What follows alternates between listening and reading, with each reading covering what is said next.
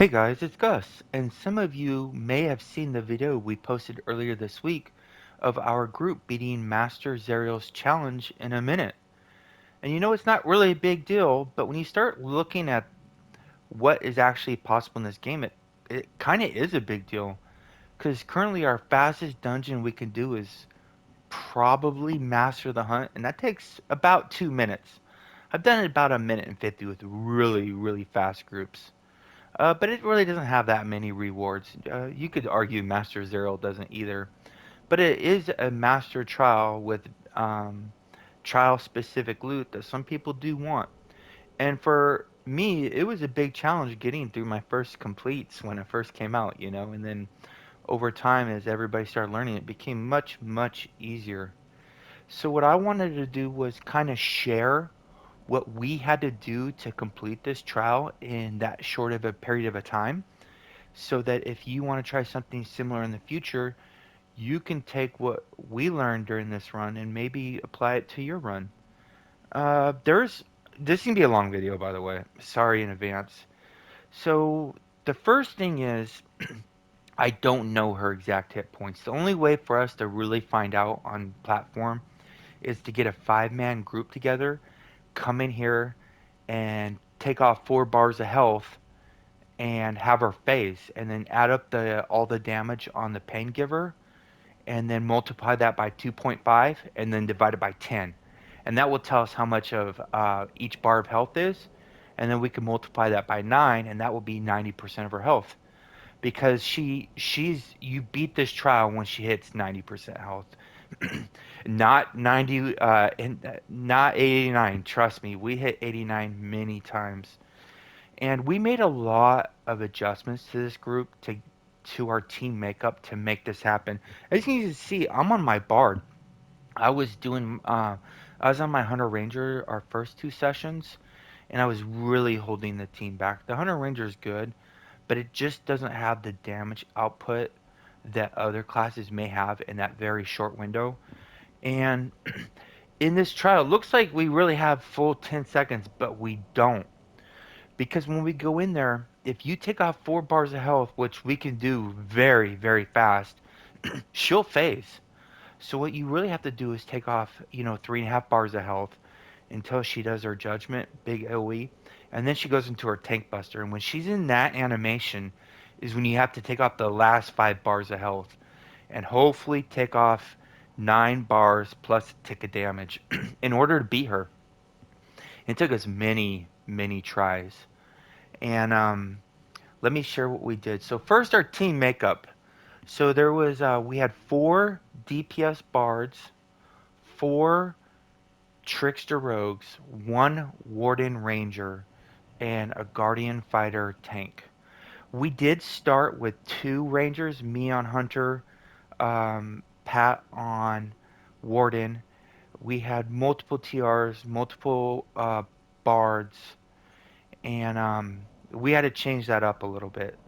So what I did is I changed to Bard, and we had a couple Bards go back to TR, and that group seemed to do the most damage. Actually, we started with a Bard healer. The common perception is that Bard healer with all its buffs will con- will contribute to more damage for the group as a buffer than an actual DPS would, and we found that not to be the case. We actually, if you take the Bard healer buffs plus whatever damage it's doing and compare that to the Bard DPS buffs plus the damage it's doing, the damage was actually greater than what we got from the group buffs. The We're running so many buffs that we needed damage because a lot of the buffs are very diminished, so they're not getting as much results as an entire DPS would. We really needed every player to get around 100 million damage or so, give or take, to complete this. So we actually went from a Bard healer to a Bard DPS, and that was all Tyrone. He wasn't in our last video, but he was there the previous 3 weeks, and I would argue he was the MVP of the entire run because he was the most instrumental by being fluid in his builds, because he went from being the Bard healer with all these different changes we were asking him to do, to the Bard DPS slash buffer. In addition to all the changes we did, and I think he changed his build more than anybody else did. And so it's a shame he wasn't in the Zariel video, but he'll be in future ones. Rest assured. Thank you, Tyrone. So in this, every bit of damage mattered because when we were at 89% health multiple times and we were just 1% away from hitting that 90%, it was really frustrating figuring out what could get us over the edge.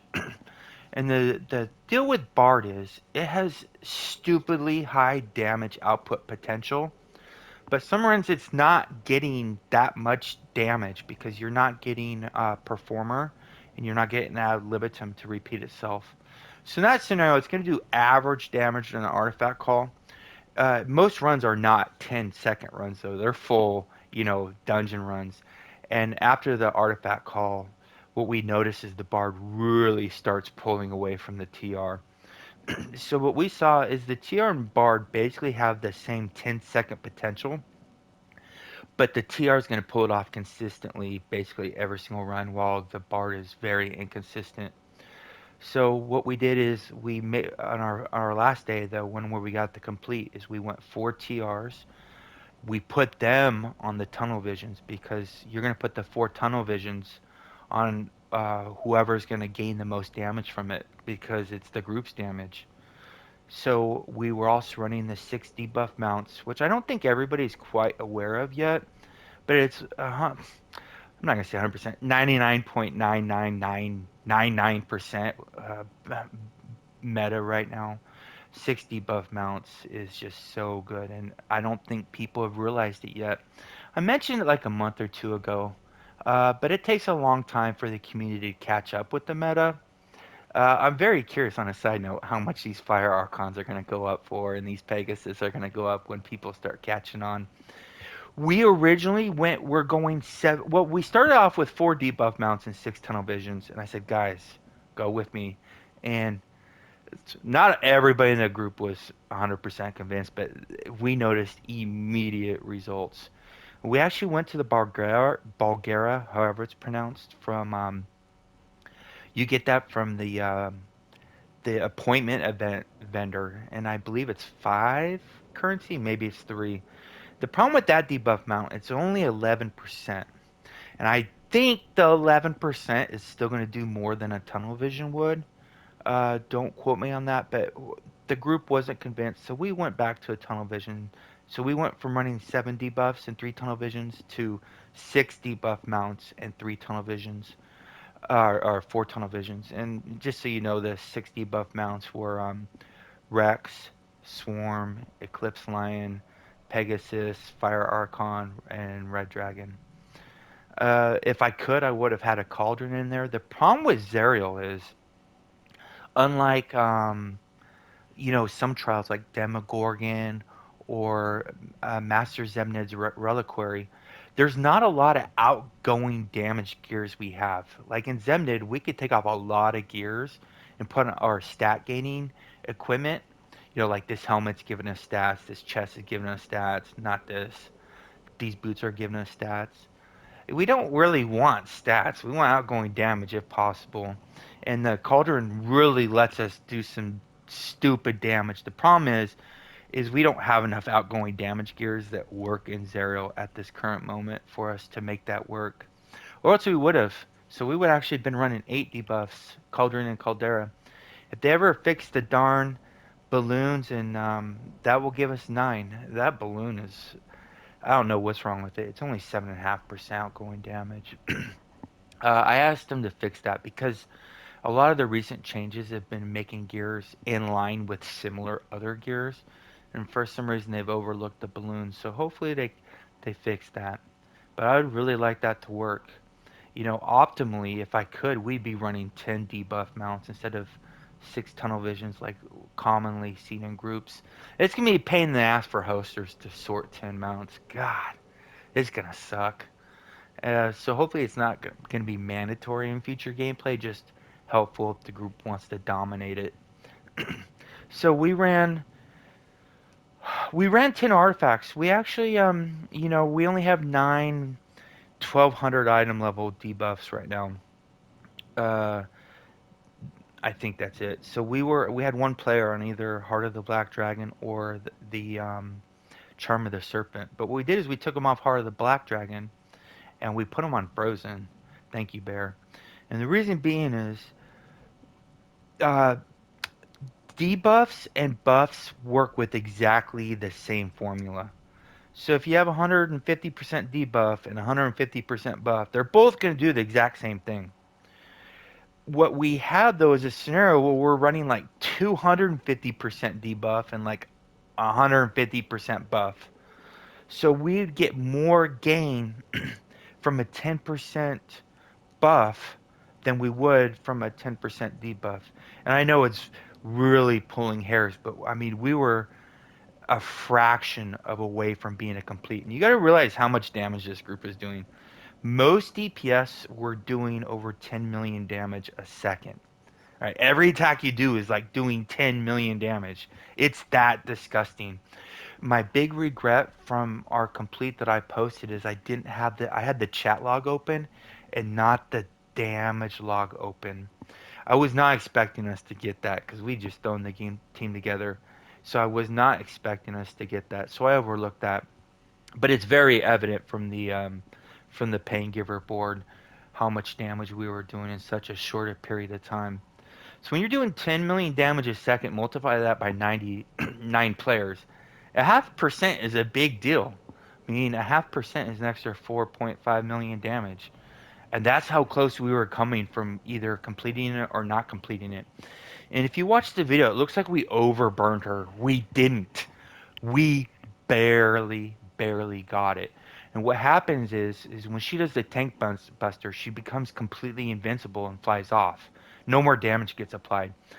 But after the tank buster, she died during the tank buster, so she became vulnerable again. So the any tick damage or the shadow of demises ticked in. But normally that wouldn't have happened. If you watch when we got the kill right before she connected with our tank Merlo on the tank buster, we barely got it at 90%. It was that close. That's how many things we had to change around. So so we ran with 9 debuff artifacts and 1 buffing artifact. We ran with 6 debuff mounts, 4 tunnel visions. If you're hosting, I'd recommend put the 4 tunnel visions on whoever's going to get the most damage from the tunnel vision. And then that does not mean who's your biggest damage dealer. That does not mean that. It's whoever gets the most damage from the tunnel vision. Some classes have a ton of outgoing damage that's applied to that tunnel vision, which means their tunnel vision will hit harder than other classes. Obviously, the first two that come to mind are arbiters and TRs because they double dip on that mount damage where they can get the prophecy of doom and the shadow of demise to get extra damage from him. So if you're running a group like this, you really want to put those two classes on it. And if there's any other classes, if you're the hoster, that's your judgment call. You're gonna have people potentially getting upset that it's not them. This has nothing to do with anybody's damage. It's the group's damage. Um, Companions. So we started off with a lot of celestial lions. Actually, a ton of them. The problem we were having is that in this short of a dungeon, it didn't seem like they were proc. We were getting enough damage from them that we were hoping to get. So what we ended up finishing with was the Spine Devil actually does activate, because it takes a while for the Spine Devil to activate, but it takes a while before we start attacking for real on Zariel. So it seemed like we were still getting the Spine Devil to activate. We were running the normal ones: Dritz, Tutor, Flapjack, Portobello. Nobody was running. Nobody in the entire team used a Raptor. We also used the blue fire eye that gives 3% crit, and we also ran with an Atrian. And we also had a blaspheme, hoping that the blaspheme assassin would give us a 1% more damage. Yeah, it was that close. And I think we had 1 or 2 green scale bowmans. Um, so there's the companions, the mounts. We had four different players running debuff neck and belts. I ran with the Dragonbone belt. It's typically not that good because it only activates for a few seconds after you use your daily. When you use your daily, you increase your power crit and outgoing damage by 5% for 6 seconds, which is just over half the artifact call. On the Bard, it's great to use it because the Bard is using their daily at the very beginning of the artifact call to buff the group. The Bard has the best daily in the game, hands down. You want as many of them as you can get.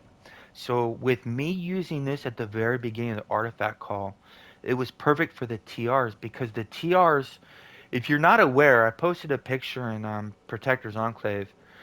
The TR in this type of burst window literally can do 120 million damage in the first 5 seconds. So this 5% buff is a big deal, especially when you have four of those TRs doing that. So we had the Dragon Bone set, we had the Vistani set on our tank. Thanks again, Mary. We had the Marilith set. Thank you for that, Azurping. And we also had the let's see. I know I missed one. So we had Vistani.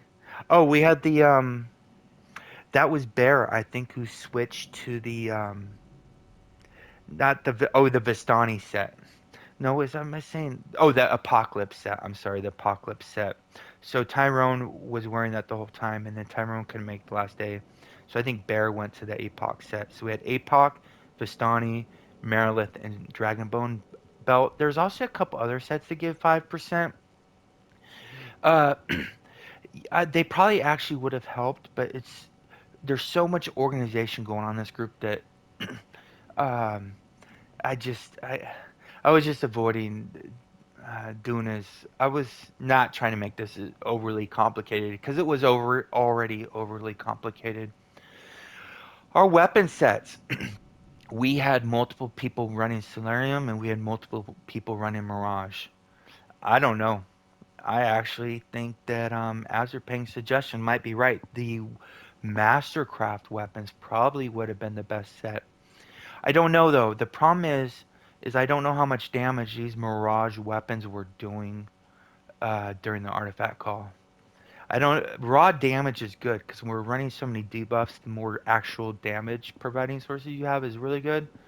But I just don't know. Because Zariel is not a high item level dungeon, so I don't know if they're doing that much. So I don't know what weapon sets best. But I think Azurpain might be onto something. The Mastercraft weapons probably would have been best. All 10 players using Mastercraft. Or possibly no, because even the Solarium, right? It's 3% flat, and then it's 5.5% depending on the enemy's health. Well, we're doing the big chunk of damage right at the beginning when we do our artifact call. So the everybody probably would have got the biggest benefit from MC. You notice I am a drow. That was a last minute change. This is the strongest class in the game. You know, a lot of people think it's Wood Elf or it's you know,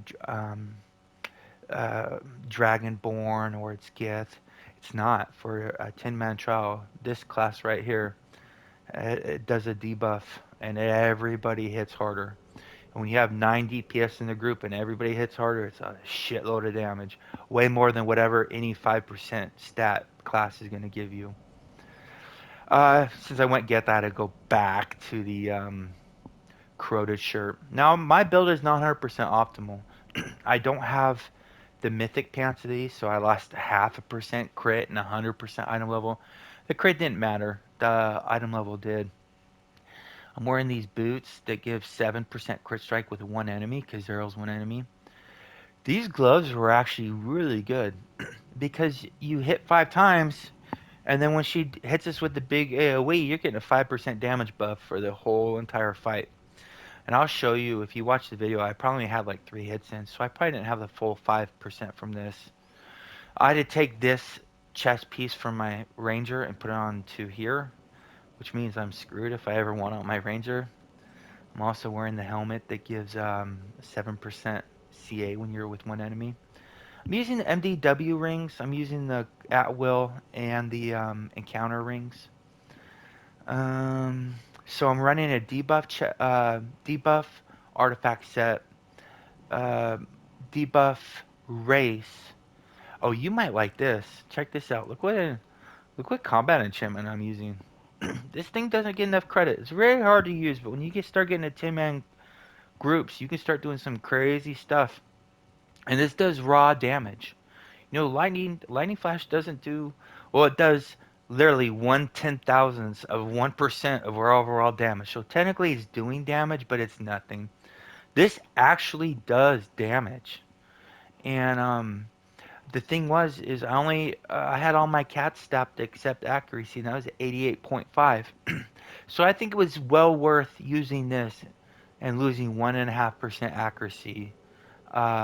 This gave us a bigger benefit for the group, more damage for me by me using this. Same old, same old. I used three of the new Celestial Fire agates. I have four of them, but I didn't need the fourth one there, so I used the one that gives, I think it's accuracy and crit severity. Yeah. Powers. I'm not an expert on Bard. I spent that night and that morning practicing on this Bard. So you're probably gonna laugh. I probably messed something up. And I'll go into Zariel. If you watch the video, it looks like I'm not doing anything, but everything's very calculated. Took me a while to get it. I probably did mess up some of the encounters because I actually had a lot of encounters pop up. I think there's a certain order you want to do them in. But the first attack you want to do is Kana Elemento. And what that does is it buffs your staccato because of this feat by 20%. By 20%. That's a shitload. I shouldn't be talking about the bard. I am non-expert whatsoever. I'm just explaining what I did and why I did, so that if you see a way I could have improved it, I'll gladly share it with everybody else. But I have no advice giving advice on bards. Everybody, Stormy taught me all this the night before, and and other people had helped me out with in the past. So lunge, dancing. Oh, look, 1,000 magnitude. And ad libitum. This thing, whenever he procs, it's disgusting. You generally want to use ad libitum first because these two encounters will get a buff because of this, I believe. Yeah, redoublement. I don't know how it works or if it works, but I don't know if it works. I don't know how it works, but if it does, it does. There's two. I don't even know everything on the HR yet, let alone try to figure out the bard. So when the songs, I did quick play Tell When Mambo. I don't even know this song. The reason being is you only have to manually play your last song in order to get all the buffs you get for manually playing. So what I did is I quick played Tell When Mambo before we went in, and then when we went in, I did Ballad of the Hero. And if you don't know, this is so disgusting. What it does is every single hit you do, it's going to do another hit for another 100 magnitude. So when you do this at will, that takes zero point 0.5 seconds. It's not 120 magnitude, it's 220 magnitude, which means in 1 second you're doing 440 magnitude. And that's not including the buff you get from Tailwind Mambo, right? Oh, it increases it by 20. So each one of those is, instead of it doing 120, it's doing 140. So you get two of those in 1 second. That's 280 plus the 200 from Ballad of the Hill. That's 480 magnitude in 1 second from an at will. Meanwhile, the hunter's doing a whopping. Oh, and this hits multiple enemies too. Meanwhile, the HR, poor guy, they're at will. But anyways, I'm not hating on the bard. They're just, I don't know what they were thinking. This class is so untouchable right now. We haven't even begun to get into his heals yet. Holy shit. So I quick played Tedwin Mambo and I manually played Ballad of the Hero. And the class features I used, I don't know if these are right. I used Mystifying Strikes. When this activates, you can get 400 magnitude. It's a lot of extra damage, especially in 400 magnitude is like another million. It's almost 5 million, 6 million damage in that 10-second window based on our group's buff. I mean, it's a shitload of damage. And I played. I don't even know how to pronounce it. Whenever you play your song, it increases your damage by 5%. I looked at them all. I don't know how good they would be or not, so I just stuck with this one. I don't even know these voice throw, whatever. I don't even know what this stuff means. Performer, I know what that one means. Oh shit. This is this is. If you're ever doing a trial and a bard's ahead of you by like 300 or 400 million, it's it's a lot of reasons, but if this thing activates, their damage just skyrockets. Their class is already amazing. When this goes up, it's absurd. I did not want to switch classes. I was holding the group back. I don't know if we ever would have got the complete if I didn't. It's that much damage the group was missing. Uh, it's not saying the Ranger's bad. It's just how good this class is. Boons. I only on this bard. I only have 74 boons, but that's all I needed. If you notice, I only got the two Master Bloodlust and Life Lessons because they're the only ones doing damage. You know, Blessed Resilience is amazing, but you have to, or I'm sorry, Blessed Advantage is amazing. It increases your recharge speed by 15%, but you need to get healed, and we didn't have a healer, so I don't think that would ever got worked. Um, and I think, yeah, I used Forte. I didn't have enough points for the AP. It didn't matter because we're only doing one artifact or one daily in this run, and then recharge by 1 second. Um, Actually, for Guild Stronghold, we use movement speed because we wanted to get to the door as fast as possible. If we died, if one player who died, it was an automatic wipe. If you accidentally got aggro on Zariel at the very beginning, it's just a wipe. Now, companions, you might think this is interesting what I went with companions, and I think it's all going to make sense when I show what my rotation was, if you want to call it rotation. So I used Portobello. Most of us were using some type of buffing companion. This is one of the best buffing companions in the game. But the problem with it is the group has to build around it. And you have to have 5 people. If there's only like 3 people or 4 people, it's not going to work. You need at least 5.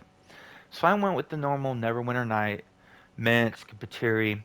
Now here's the two that might have you scratching your head. Spiteful Presence is the buff that we get from the Blaspheme Assassin. And she actually does damage. And when you're capped on all your stats, there's not a lot you can do with your companions in a couple of our slots. So I could have used the Rat Pup or the Rat Pup, the Tomb Spider, or I forget the other one.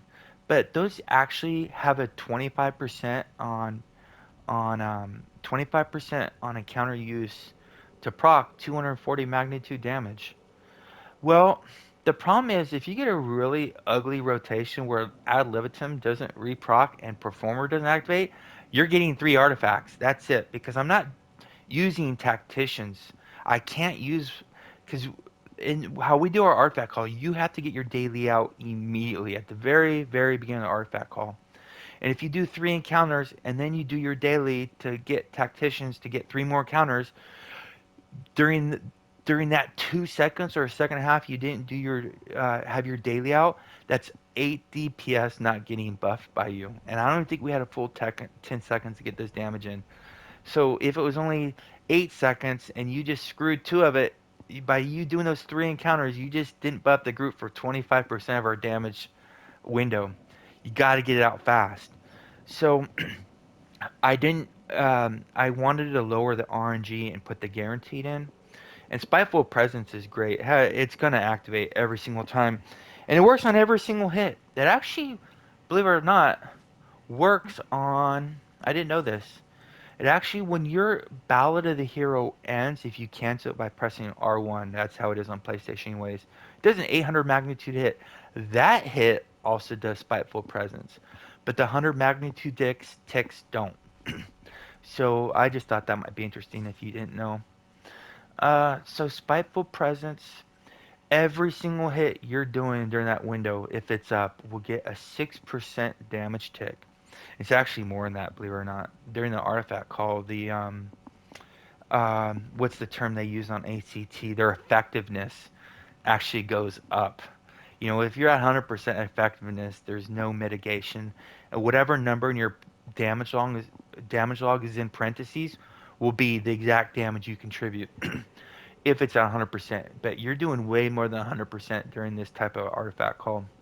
So you're going to get more than 6. That's on every single hit. Well, just about. I did not have the Owlbear on this character, so I was using the Dragonfire, which is not as effective. I just don't have it. So I was using Spiteful Presence. Crit Sev is great, but I didn't need it. But actually, for this type of run, if I didn't have the Crit Sev, I would have actually built around that. And then Celestial Lion, that's another reason I didn't attack at the beginning, because when I didn't attack, I didn't want neither of these powers to activate. So when I delayed my attacks until the artifact call, hopefully these both procced, and I had them up for the whole entire window. Um, Mounts, Red Dragon. This is why another reason I was able to use Curse Burn. This might be the most powerful mount in the game behind the Cauldron. Because not only does it reduce the enemy's crit avoidance by 15%, which actually is doing more damage than some debuff mounts because of how high our debuffs are. I think this is doing more than the debuff mounts are. It's also buffing your damage by 15%. And it's also giving you 30% stats for that 10 seconds. Obviously, in like a 5-minute run or 10-minute run, you're not going to build around that because outside the artifact call, you're losing all that. But there's another thing to be said about that. Some really good groups, you're doing more than half your damage during the artifact call. So how much are you really losing by being that short of stats outside the artifact call? I don't know. It's something we have to look over. There's a lot of stuff we're doing right now that is not the norm. And this mount is still so new to the game. It's disgusting. Uh, Obviously, somebody's going to verify that later on down the road, or somebody's going to come down and unverify that and laugh at me. And either way, I don't care. But right now, how I look at it, there's nothing coming close to this. Um, I also did pack tactics. We had one pack tactics, one mystic aura, and one runic aura. We didn't have two pack tactics. Um, I had a warlords, enchanters. This is great. I've never used enchanter's hex before. So it appears that lunge and dancing light both proc enchanter's hex. So when I do these two, I know I'm going to get these two at least once during an artifact call. That's an extra 100 magnitude damage. They each proc twice. That's an extra 200 magnitude. And 200 magnitude, when we're doing 10 million damage a second, is a shit ton of damage. So Enchanter's Hex, Menders, Executioners. I had two Warlords. Because I didn't need the movement speed. I didn't need Tacticians. Because remember, Tacticians is when you want to reset your encounters after your daily. But I'm doing my daily before I do my encounters. Uh, I think that's it for the build. Obviously, I'm not optimized. I don't have the Serene, Magma, and whatever the other 1800 item level artifact is. So I'm missing 600 item level there. I'm missing 100 item level here. Um, I think other than that, I was pretty good. I think I was pretty good. uh, I didn't. I could have got a little bit more powerful than this, but I didn't need it. I'm actually using the Forte, believe it or not. And of course, this is beyond staccato. I think that's it for the build. So what do we do? Let me walk you through what we did. So we loaded in, right? And as we're running here, I'd manual play my song. Bam, just like that. And then we'd get in the circle and we'd activate it. And I had like 6 second cooldown. So we go in. Everybody goes running up there. Nobody does shit until the tank gets aggro. If you touch that, Zariel, you're a dead man walking. And it's a wipe. So we get up here. And I don't want to attack because I don't want to activate my Mirage weapons.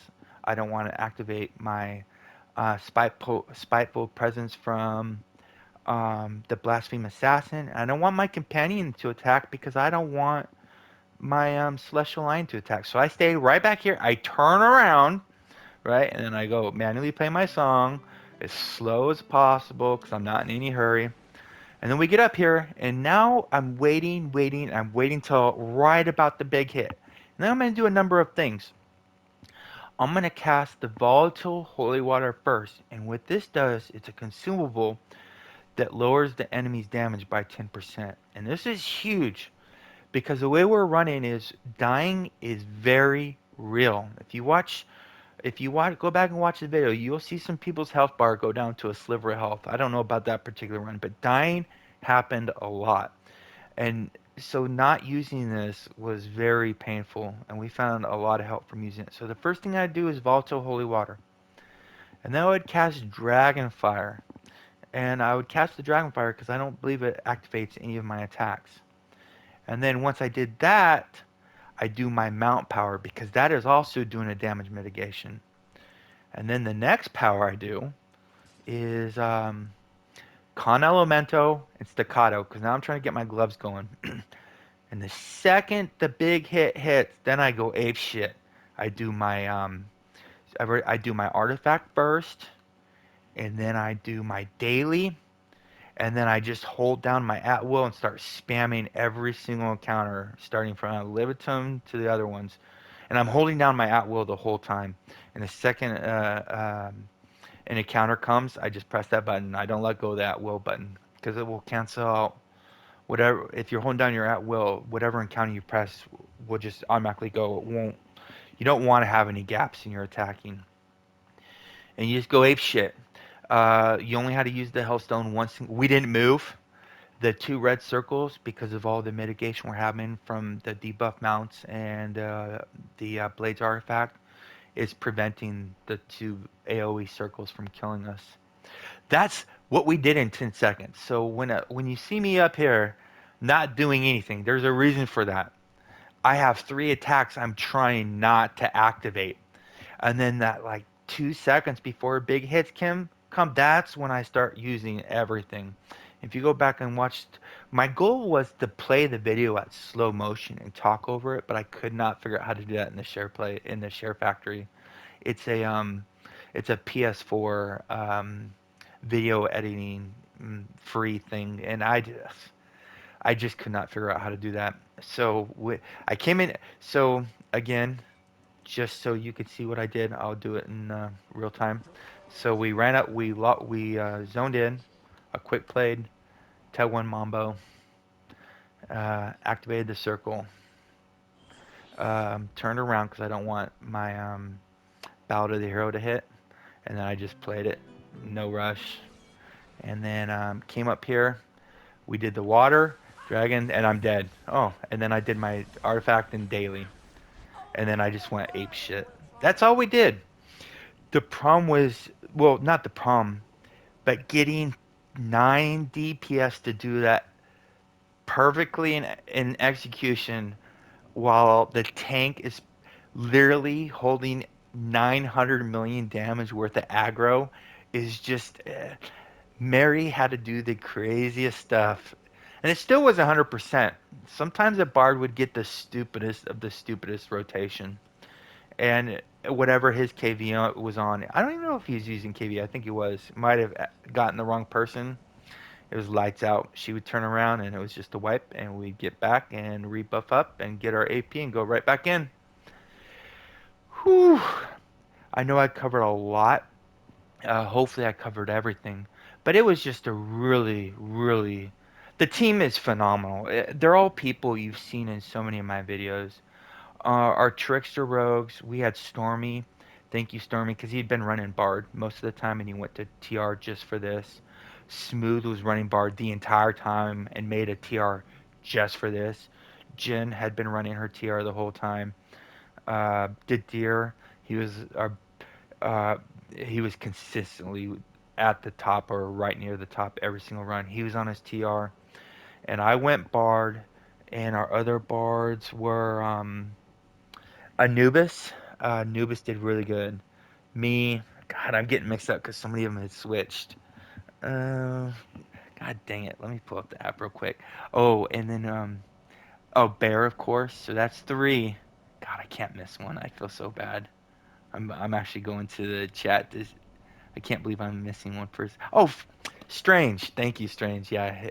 And then of course we had Azurpeng who was on his Warden. I actually think his damage output was higher on his Bard. He did really good. He'd run Bard previously, but either way, I didn't complain because he's such a beast when it comes to damage.